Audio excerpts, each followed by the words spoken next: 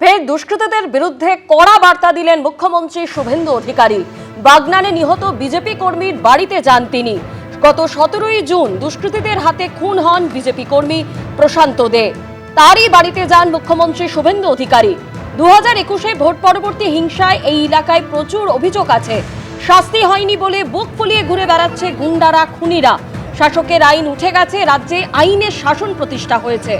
পাতালের ভেতরে থাকলেও খুঁড়ে বের করে গ্রেপ্তার করতে হবে বললেন মুখ্যমন্ত্রী শুভেন্দু অধিকারী।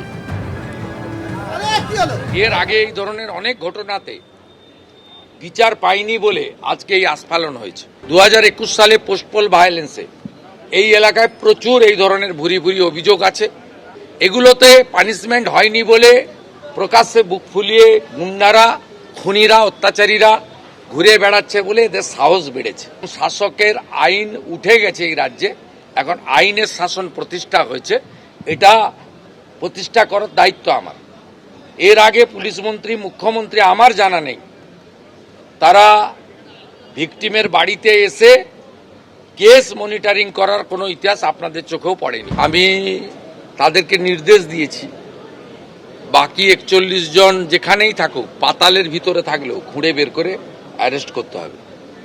আজকে আমি সিএম রিলিফ ফান্ড থেকে আরো 5 লাখ টাকা দিলাম এবং ওনার যে মেয়ে রয়েছে, বড় মেয়ে 22 বছর বয়স, তাকে আমরা একটি জব দিলাম